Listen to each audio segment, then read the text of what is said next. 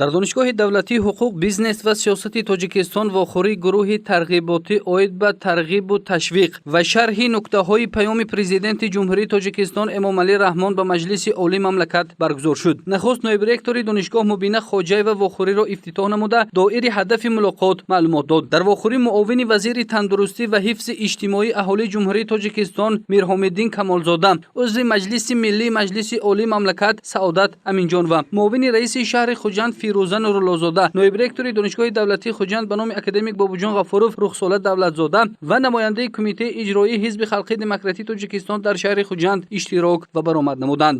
Эълон кардани соли 2020-2040 соли солҳои рушди технология ва фанҳои табиию риёзии дақиқ, ин худ гувоҳи он аст ки чӣ қадар барномаҳои нав қабул мешавад ва барои шумо шароитҳои муосиртарини ҷаҳонӣ фароҳам оварда мешавад.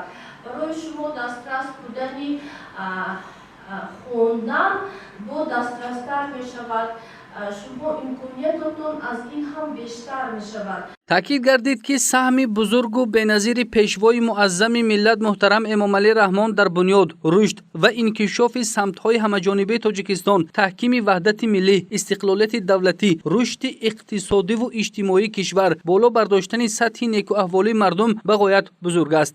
Ба амалпайвастани барномаҳои бузурги давлатӣ ба марҳилаи бузурги таҳаввулоти хеш расидани се ҳадафи стратегии мамлакат ва эълони ҳадафи чоруми кишвар моро аз ҳар ҷиҳат ба пешрафтҳои назаррас ноил гардонида, нуфуз ва эътибори Тоҷикистонро дар миқёси кишварҳои олам хеле боло бурд ва аз ин нуқтаи назар ва мушоҳида мерасад ки пешвои миллат дар паёми навбатии хеш таъмини рушди тамоми соҳаҳои хоҷагии халқи мамлакатро дар робита